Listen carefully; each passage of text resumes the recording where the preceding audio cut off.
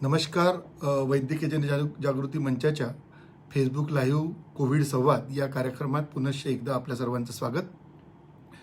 आपण वेगवेगळे विषय जे समाजोपयोगी आहेत, ज्या विषयांमुळे कोविडच्या या भयावह परिस्थितीमध्ये काही आपण समाजामध्ये बदल आणू शकतो, ज्यामुळे की समाजातल्या बऱ्याचशा घटकांमध्ये त्याचा काही फायदा होईल आणि लोकांना या कोविडच्या परिस्थितीतून निघण्यासाठी मदत होईल, असे वेगवेगळे विषय घेऊन आपण नेहमी येतो. आणि त्यातलाच आजचा हा विषय सर्वांना मोठी त्याची धास्ती बसलेली आहे मनामध्ये. सगळे लोक घाबरले आहेत आणि कदाचित कोविडपेक्षाही जास्त भयावह परिस्थिती ज्याच्यामुळे निर्माण होते आहे, ज्याच्यामध्ये रुग्णाच्या मृत्यूची संख्या जास्त आहे, ज्याच्यामध्ये रुग्णाला लागणारा खर्च खूप जास्त आहे, असा एक विषय म्हणजे म्यूकरमायकोसिस, ज्याला आपण काली फंगस हिंदी में हम जिसको बोलते हैं, वह विषय लेके हम आज आपके सामने आए हैं. और हा जो विषय आहे, ह्या विषयासाठी तज्ज्ञ म्हणून माझ्यासोबत डॉक्टर सागर गौरकर आहेत. डॉक्टर सागर गौरकर यांचं मी या ठिकाणी वैद्यकीय जनजागृती मंचातर्फे स्वागत करतो. नमस्कार. नमस्कार सर, धन्यवाद सर. डॉक्टर सागर गौरकर हे Sawangi medical college, Jawaharlal Nehru medical college Sawangi येथे सहयोगी प्राध्यापक या पदावर कार्यरत आहेत. आणि आपल्याला या ठिकाणी सांगायला आश्चर्य वाटतं की जवळपास 40 पेशंट मला वाटतं आतापर्यंत सावंगी मेडिकल कॉलेजमध्ये म्यूकरमायकोसिसचे निघाले आणि त्यातले जवळपास 12 ते 15 पेशंट हे डॉक्टर सागर गौरकर यांनी स्वतः ऑपरेट केले. आणि एक अभिमानाची बाब या ठिकाणी आपल्या सर्वांसाठी आहे की त्यातले मॅक्झिमम सगळे पेशंट हे आज चांगले आहेत, व्यवस्थित आहेत, ते घरी गेलेले आहेत. आणि याचा सांगायचा उद्देश हाच की जर ते पेशंट अर्ली डायग्नोज झाले, अर्ली लवकर जर ट्रीट झाले, तर मला वाटते बऱ्यापैकी आपण मॉर्बिडिटी आणि मॉर्टॅलिटी दोन्ही पण कमी करू शकतो. तर आज आपल्यासोबत तज्ज्ञ म्हणून डॉक्टर सागर गौरकर आहेत. त्यांच्याकडनं आपण म्यूकरमायकोसिसबद्दल माहिती जाणून घेऊया. सोबतच आपले जर काही प्रश्न असतील तर ते आपण आम्हाला इनबॉक्स करा, त्याचं सुद्धा उत्तर देण्याचा आम्ही या ठिकाणी प्रयत्न करू. तर डॉक्टर सागर, मला हे सांगा की हा म्यूकरमायकोसिस सध्या जे सुरू आहे, हा म्यूकरमायकोसिस आधी नव्हता का? म्हणजे आता आपण म्हणतोय की हा इम्युनो कॉम्प्रोमाइज लोकांमध्ये होतो किंवा स्टिरॉइड दिल्यामुळे होतो, तर नेमका हा म्यूकरमायकोसिस आहे काय आणि हा आता यायचं कारण काय? नमस्कार, धन्यवाद सर. मला आज तुम्ही या मंचावर आमंत्रण केल्या संदर्भात. तर सगळ्यात पहिले म्यूकरमायकोसिस हा जो एक रोग आहे, ही एक फंगस आहे किंवा आपल्या साध्या भाषेत म्हणायचं म्हटलं की बुरशी. ही बुरशी तशी तर अनेक रूपात असते, पण 70% लोकांमध्ये ही काही स्वरूपातच असते, काही या पद्धत. आणि ही व्हायचं याचा मागचा जो मेन म्हणजे जो फंगस आहे ती आहे म्यूकरमायसिटिस या ग्रुपमधून. ओके. त्यातून 70% ही होत असते रायझोपस या प्रजातीने. ओके. त्याला म्हणतो आपण ब्लॅक फंगस सुद्धा असं म्हणू शकतो. ओके. आता म्यूकरमायकोसिस हा काही नवीन रोग नाही आहे. हा रोग तसा जगात पहिलेही आढळला, पण हा रोग सर म्हणजे माझ्या पूर्ण करिअरमध्ये म्हणा किंवा आम्ही जे काही लिटरेचर असतो वाचलेलं आहे, या लिटरेचरमध्ये आजपर्यंत जास्तीत जास्त वर्षात 3 किंवा 4 केस मिळाले तर भरपूर झालं. ओके. मी 10 वर्षामध्ये जे माझ्या करिअरमध्ये मी असताना फक्त 2 केसेस बघितलेले आहेत. अच्छा. आणि हा याच्या अगोदर नुसतं सिव्हिअरली कॉम्प्रोमाइज म्हणजे ज्यांची रोगप्रतिकारशक्ती फारच कमी असेल, जसे ज्यांची साखरेचं प्रमाण ज्यांनी रेग्युलेट केलेलं नसेल किंवा ज्यांना HIV ची बिमारी असेल किंवा ज्या पेशंट्समध्ये ज्यांना अंग प्रत्यारोपण झालेलं असेल, अशामध्ये ज्यांच्यामध्ये इम्युनोमॉड्युलेटरी ड्रग्स किंवा इम्युनोसप्रेसिव्ह गोळ्या सुरू असेल किंवा कॅन्सरमध्ये अतिशय ज्यांची रोगप्रतिकारशक्ती कमी झालेली असेल, अशाच रुग्णांमध्ये हा याच्या अगोदर आढळायचा. पण आता हा कोविडमध्ये सरासरी याची जी संख्या आहे ती वाढली आहे. आणि फारच दक्षतेची गोष्ट ही की ही सेकंड वेव्ह नंतर जास्त वाढलेली आहे. पहिल्या वेव्ह नंतर एवढी जास्त नव्हती. याच्या मागे भरपूर सारे कारणं आहेत.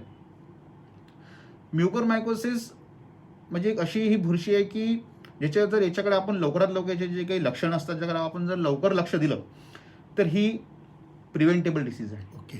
पण जर ही याचे आपण लक्षणांकडे दुर्लक्ष केले, जे अर्ली सिम्पटम्स अँड साईन्स आहेत त्याच्याकडे आपण जर दुर्लक्ष केलं तर हे आपल्या नाकातून डोळ्यात आणि डोळ्यातून मग मेंदूमध्ये पसरू शकते. ओके. जेवढं लवकर ही मेंदूत पोहोचेल तेवढ्या लवकर याच्यावर मग नियंत्रण घेणं म्हणजे आटोक्यात आणणं आपल्यासाठी अवघड होऊन जात असते. मला हे सांग की असं जसं तू म्हणतोय की आपण म्यूकरमायकोसिस आधी खूपच कमी प्रमाणात पाहायचो, आणि आश्चर्याची बाब म्हणजे तू आता म्हणतोय की जवळपास 40 रुग्ण एकट्या सावंगीमध्ये आपण बघितले आणि त्यातले जवळपास 10 ते 15 तू स्वतः ऑपरेट केले.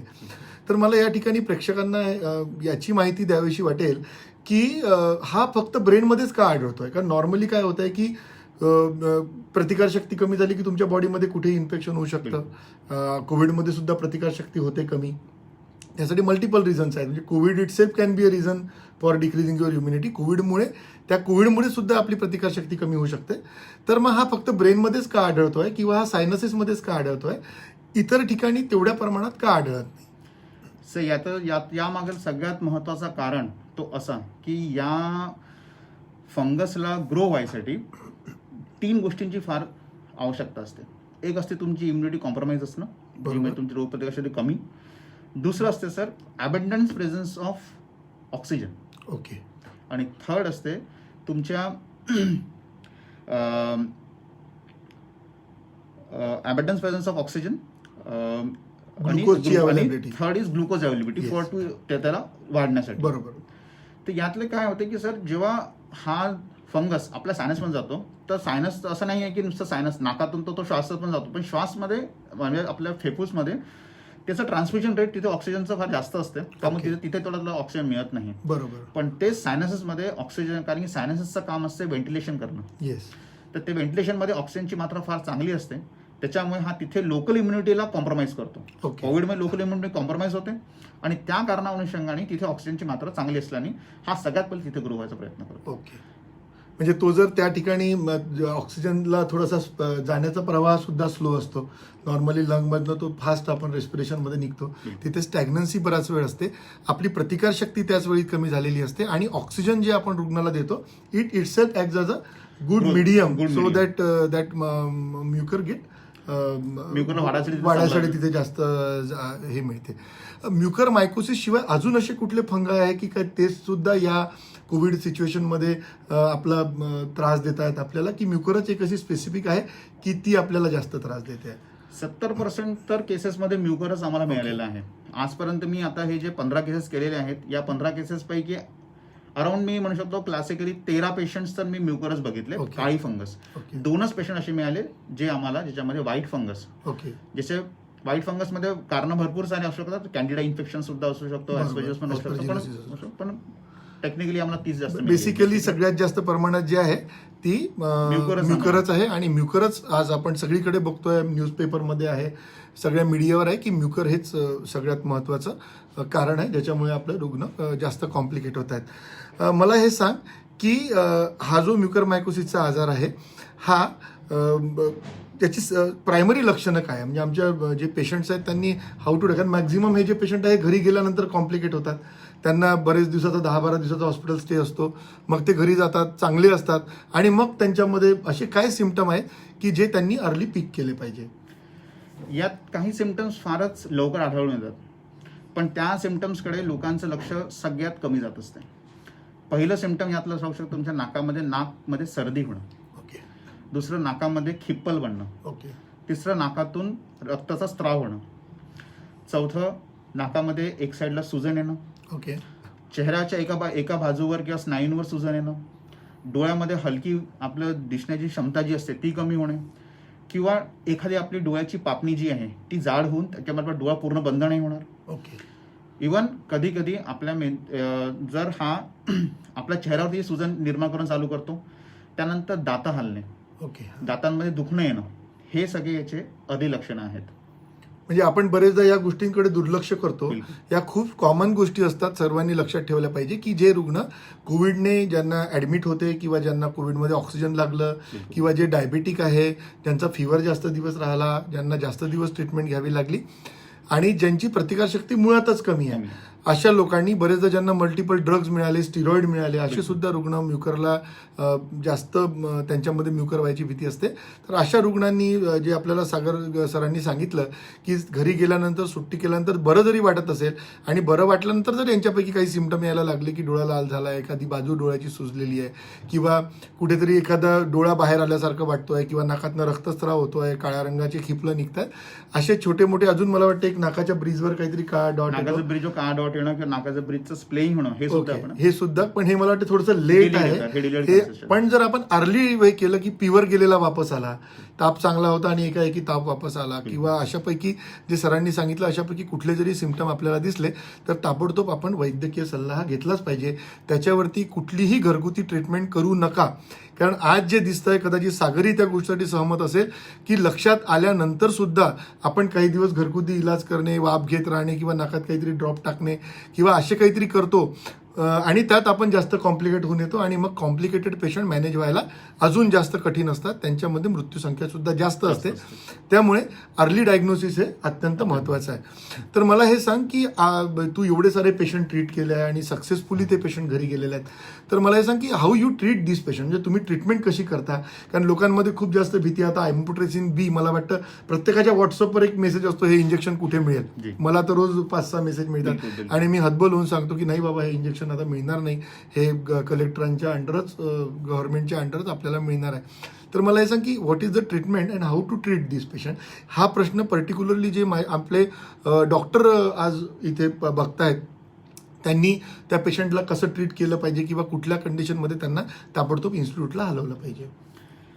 सगळ्यात पहिलं तर सरांनी एक सगळ्यात चांगला पॉईंट हा सांगितला की घरगुती कोणताही उपाय करू नका. अशा दरम्यान कोणतेही लक्षणं तुम्हाला आढळले तर त्वरित वैद्यकीय सल्ला घेणं आवश्यक आहे. कारण की याच्यासाठी बनलेला एक माध्यम म्हणजे एक रोग येऊन जर आपण निदान, अर्ली डायग्नोसिस, अर्ली ट्रीटमेंट आणि अर्ली गोईंग होम, आम्ही 3 E's या फॉर्ममध्ये म्हणत असतो. ओके.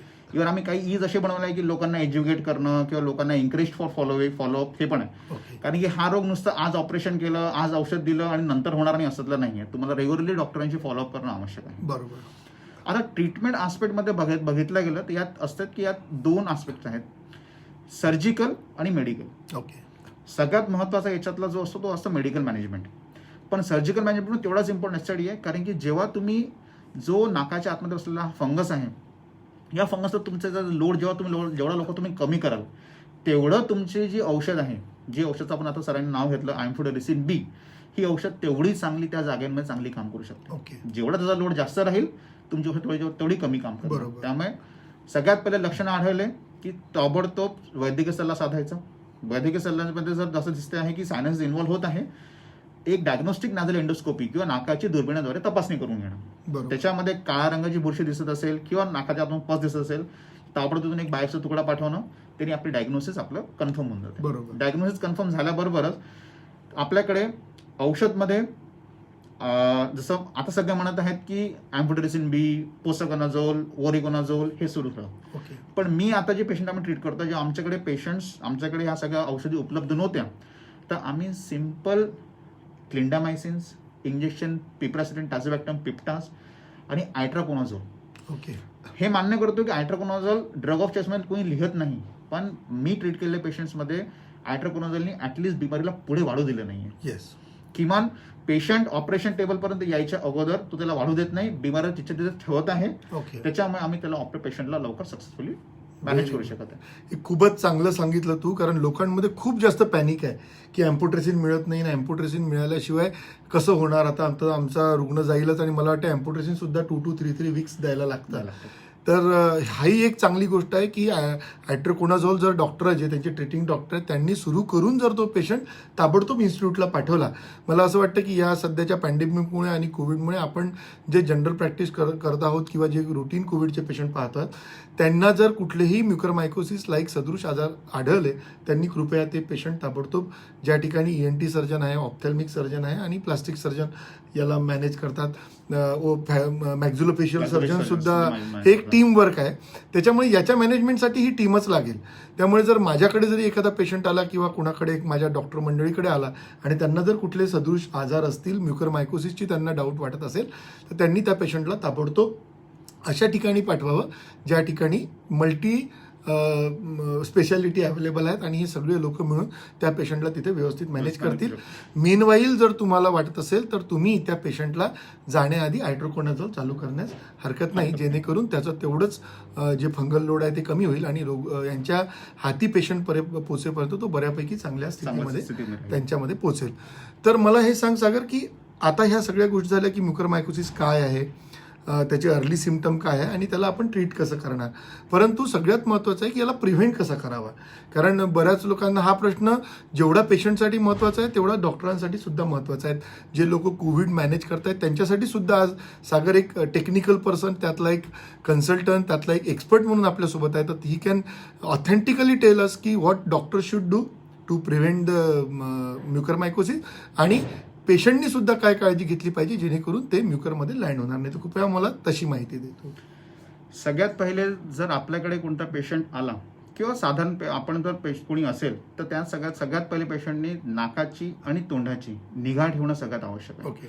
म्हणजे good oral hygiene and good nasal hygiene is most important. याच्यामध्ये नॅझल ड्रॉप्स आणि त्यातील स्पेसिफिकली नॉर्मल सलाईनचे ड्रॉप्स सगळ्यात चांगले काम करतात. ओके. तर नॉर्मल सलाईनचे ड्रॉप्स तुम्ही चालू करायला हवं. नॅझल हायजीन चांगलं मेंटेन राहील, म्युकोजाचं हिलिंग प्रॉपर्टीज आणि ड्रेनेज चांगलं सुरू राहील. ओके. सेकंड, ओरल हायजीन जर आपण चांगलं मेंटेन केलं तर ओरोफॅरिंग्समध्ये जर हा आला फंगस तर तो मॅनेज होऊन जातो. ओके. तर ओरल हायजीन मेंटेन करणं आहे. नेक्स्ट, आपले जे कोविडचे जे रेग्युलर हे असतात सोशल डिस्टन्सिंग, वारंवार हात धुणं, हे सगळ्या गोष्टीला तुम्हाला करावं लागतं. या व्यतिरिक्त ग्रामीण भाग, कारण की आमच्याकडे मॅक्सिमम पेशंट्स आज जे आहेत त्यातले भरपूर सारे पेशंट ग्रामीण भागातले आहेत. ओके. ग्रामीण भागामध्ये एक गोष्ट फारच कॉमन असते की लोक शेतात काम करत असताना लोक हातांमध्ये काही ग्लोव्ज घालत नाही किंवा हातांमध्ये, म्हणण्याचा तात्पर्य हा की हा जो फंगस आहे हा असतो मातीमध्ये, हा असतो भाजीपाल्यांच्या आतमध्ये किंवा जे भाजीपाला स्पेसिफिकली जमिनीच्या आतमध्ये असतात तो त्या भाजीपाल्यांना चांगला धुवून खाणं. जे लोक या कामामध्ये आहे, ज्यांना मातीमध्ये काम करायचं असेल त्यांनी ग्लोव्ज घालावे. फुल बायांचे शर्ट्स, फुल बायांची पॅन्ट म्हणजे फुल शर्ट फुल पॅन्ट हे घालूनच ते काम करावं. वारंवार हाताला चांगलं धुणं हे त्यातले एक प्रिव्हेंटिव्ह आस्पेक्ट्समधून एक करू शकता. डॉक्टरांसाठी जे ट्रीटिंग फिजिशियन्स आहेत, फक्त ॲट्रोकोनोझोल तुम्ही सुरू करा ट्रीटमेंट मॅनेजमेंटमध्ये. That is a very good drug. आम्ही आजपर्यंत ॲट्रोकोनोझोल करतो आहे, त्यांनी चांगले मिळते आहे. जर पोसोकोनोझोल अवेलेबल असेल तर फारच छान, नाही तर ॲट्रोकोनोझोल तरी चांगलं. पण फ्लुकोनाझोल नको यूज करा. Okay. Fluconazole don't use fluconazole. Itraconazole जास्त बेटर आहे. नॉर्मल सलाईनचे ड्रॉप्स आपण त्यांना वापरू शकतो. ओके. या दोन गोष्टींनी त्यांना आपण चांगलं मॅनेज करता येईल. खूपच महत्वाची माहिती जी दिली की हा जो फंगस आपल्याला येतोय तो मातीतनं भाजीपाल्यातनं येतोय आणि तो आपण जर व्यवस्थित धुवून घेतला, त्याचं व्यवस्थित धुवून वापरला, मातीशी संपर्क टाळला, आपण मास्क जर घालून राहिलो तर मला वाटतं बऱ्यापैकी त्यातनं सुद्धा ते जाणार नाही. आपले मास्क व्यवस्थित रेग्युलरली आपण धुतले, जे कापडाचे असतील किंवा डिस्पोजेबल असतील तर ते डिस्कार्ड केले. कारण बरेचदा काय होतं की आपण मास्क आले की आपल्या एखाद्या खुंटीवर टांगून ठेवतो आणि तेच मास्क 3-3, 4-4 दिवस घालत राहतो.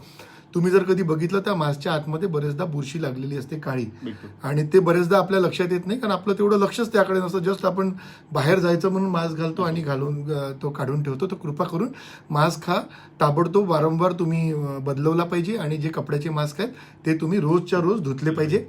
नवीन प्रोटोकॉलप्रमाणे आता आपल्याला डबल मास्क घालायचा आहे, त्याच्यामुळे आपण डबल मास्क सुद्धा घातला पाहिजे. खूपच अत्यंत महत्त्वाची माहिती या ठिकाणी आहे आणि ही माहिती नुसत्या कोविड पेशंटसाठीच नाही तर जे काही लोक नॉन कोविड आहेत किंवा ज्यांना कोविड होऊन गेला असेल, मागच्या महिन्यात होऊन गेला असेल, मागच्या लाटेत होऊन गेला असेल, त्यांनी सुद्धा ही काळजी नक्कीच घेतली पाहिजे.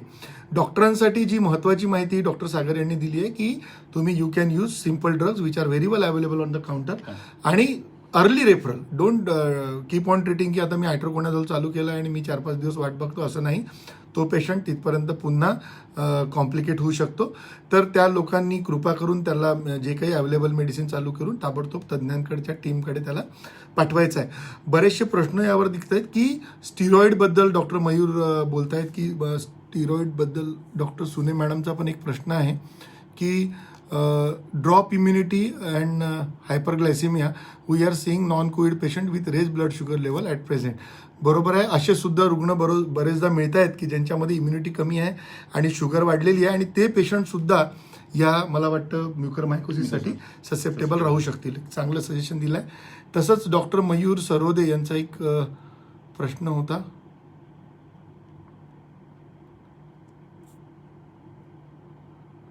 Only diabetic patients are infected with it. नाही, विनीतजी दवे यांचा प्रश्न आहे. हा कुठलाही इम्युनिटी कमी असलेला रुग्णांना हा असू शकतो आणि त्यातलं एक महत्त्वाचं कारण म्हणजे शुगर वाढलेली असणे हे आहे. त्याच्यामुळे every diabetic patient is at prone. Even doctor Mayur Sarode यांचा प्रश्न आहे, we are using steroids for many patients for various illnesses like in rheumatoid or other immune disease also for long term but not seen in this mucor open in those patient but immunity or use of industrial oxygen. याच्याबद्दल थोडंसं आम्हाला तू माहिती दे. मी बिलकुल sir हा point एकदम valid आहे. Covid नंतरच का बरं मिळतो आहे, तर याची सर एक तर आहे की कोविडमध्ये आपली जी लोकल इम्युनिटी आहे ती फारच जास्त कॉम्प्रोमाइज झाली आहे. याच्यावर आम्ही बरोबर फार स्टडी करतोय की Y only after second wave. याच्यावर आम्ही स्टडी करतोय की ही डेफिनेटली तुमची इम्युनिटी फारच जास्त कॉम्प्रोमाइज झाली आहे. एक सेकंड सर, स्टेरॉइड आपण जे बाकी डिझीजसाठी वापरत असतो त्याच्यामध्ये आपला तो ज्युडिशियस यूज असतो. ओके.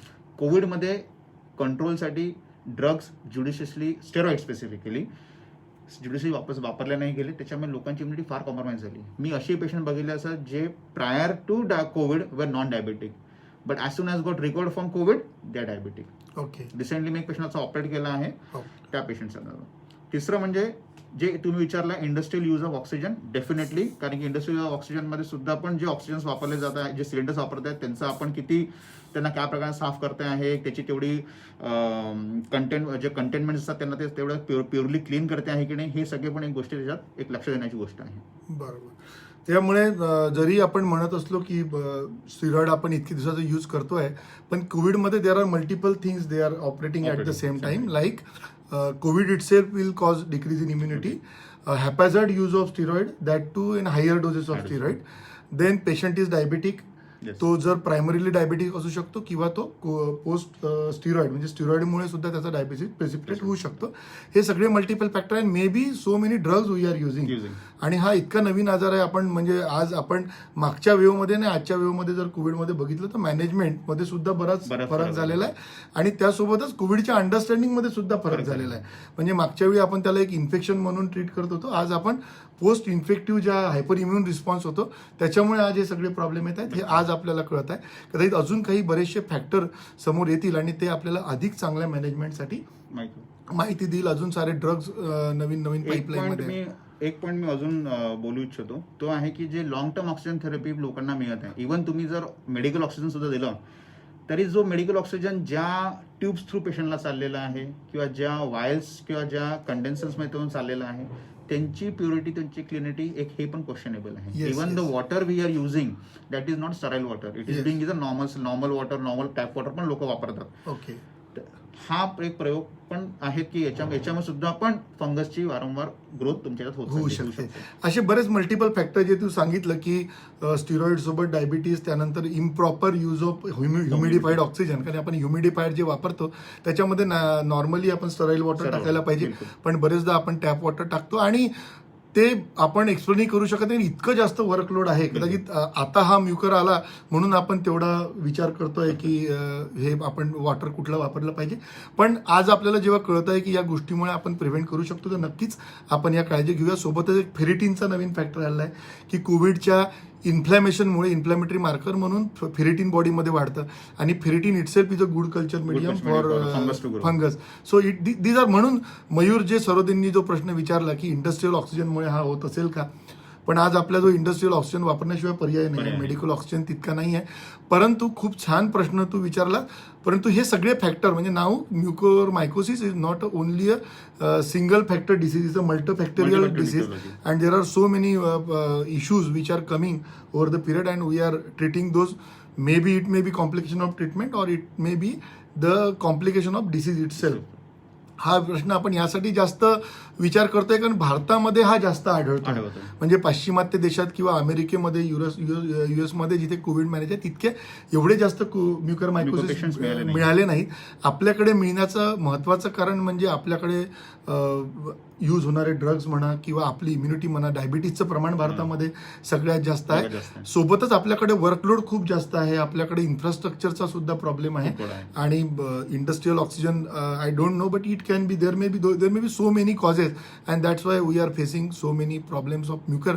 परंतु मला असं वाटतं आजच्या ज्या कोविड संवादमधनं आपण ज्या काही गोष्टी लोकांपर्यंत नेतो आहेत त्या गोष्टीचं जर पालन काही प्रमाणात रुग्णांनी आणि डॉक्टरांनी सांगितल्याप्रमाणे जे ट्रीटिंग फिजिशियन आहेत त्यांनी सुद्धा जर या गोष्टी काही केल्या तर मला वाटतं बऱ्यापैकी आपण काही रुग्ण सिरियस होण्यापासून, क्रिटिकल होण्यापासून वाचवू शकू. काही पेशंटला आपण अर्ली डायग्नोज सुद्धा करू शकू.